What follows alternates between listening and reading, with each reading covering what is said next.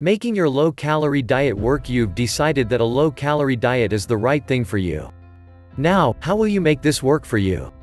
There are several things that you will want to take into consideration when it comes to these diet plans. First off, realize that you are committing yourself to a lifestyle change, one that will take practice and dedication to pull off. No diet is easy. But remember this.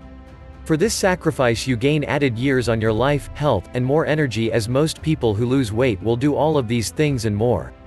Now, how will you begin to manage your low-calorie diet? First, consider one of the most important things to you. That is your nutrition. You can't lose weight or become healthier if you are not eating the right foods. In fact, you will find that you just can't lose weight effectively if your body is struggling to maintain its health and well-being. Therefore, take some time to take into consideration not only low-calorie foods but also low-calorie foods that are nutritiously balanced for your health. You may find that you are not getting enough nutrients into your system with a low-calorie diet. Vitamins and minerals are very important not only for health but for weight loss too. If you find that you can't get enough in your restricted diet, you may want to consider adding supplements to your diet. Talk to your doctor about any medications you may be taking and also determine the best quality supplements on the market before selecting them. Your low-calorie diet really can work if you dedicate the time and energy to making sure that the food that you do consume is both low-calorie as well as high in nutrients. Low-calorie diet, no-calorie foods. Since you are on a low-calorie diet, it would be great to find out if there actually are foods that you can consume that have no calories to them. That would give you the benefit of being able to satisfy your hunger without having to worsen your diet plans. The fact is that there are some good low-calorie foods that you should be considering. If in fact you do need to help stave off those hunger pains, this may be the way to make sure it happens. When considering foods that are labeled on the market as being no calorie, take a look at them. If they are very costly, they may not be worth it. While all foods have some calories to them, some will offer a much better take than others would. What if the no-calorie product tastes awful? Look for a product that is low-calorie, then. Low is better than no for taste and better than full-calorie, too. What about all of those products that claim to be negative-calorie foods? Negative-calorie foods are actually foods that do have calories, but they often take more work to consume than the calories that are actually in them. For example, if you are eating a food that contains 100 calories but it takes you 150 calories to consume it, it is actually reducing your calories by 50 just to eat it. A good example is that of celery. It takes your body a while to actually digest it, which can leave you with a full feeling that also is cutting away at your intake. When you are considering these foods, consider what nutritional value they have. For example, other foods include garlic, asparagus, broccoli, carrots, apples, lemons, and oranges.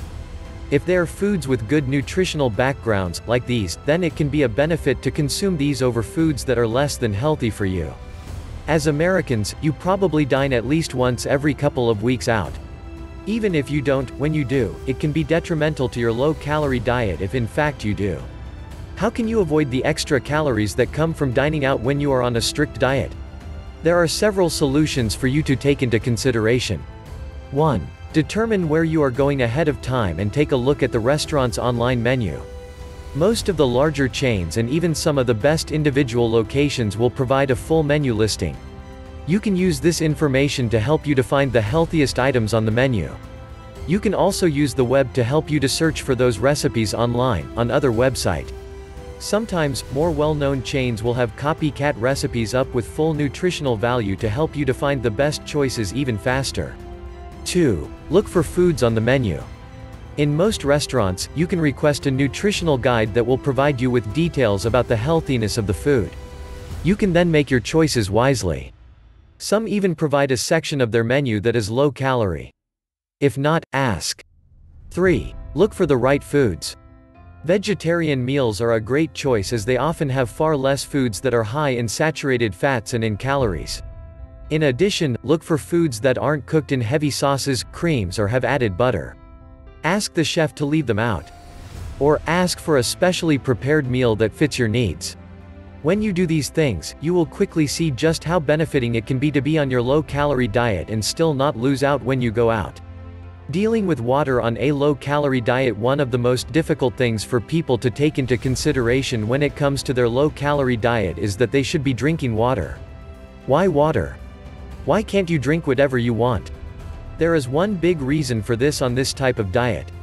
Any type of drink, other than plain old water, has calories.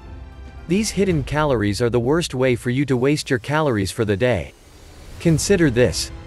Would you rather eat a few more vegetables or fill up on a few more ounces of chicken, or would you like to drink a can of soda? When you can effectively learn to give up and drink water, you save yourself precious calories to use elsewhere in your diet. Calories are not easy to come by when you are dieting. You really need to cut them out wherever you can, and that includes in the beverage that you drink. A can of soda can have any place from 50 calories well up into the 150 to 200 plus range. But another thing to consider is just what you get for those calories. You don't get a full sensation in your stomach, so you are still heavy. You don't get much taste, as it is usually gone within a few minutes. And you get caffeine, sugars, and even fats that you just don't need. To make water a more tasty choice, add some spice into it. A simple yet effective way to do this is to just add some lemon or lime into the water. You should be consuming about 2 quarts of water per day. If you aren't sure just how many you are getting, each morning fill a jug in the refrigerator with 2 quarts. If you don't finish it, you haven't gotten your water for the day. By the time you have learned to replace your drinks with water, you will have saved yourself countless calories.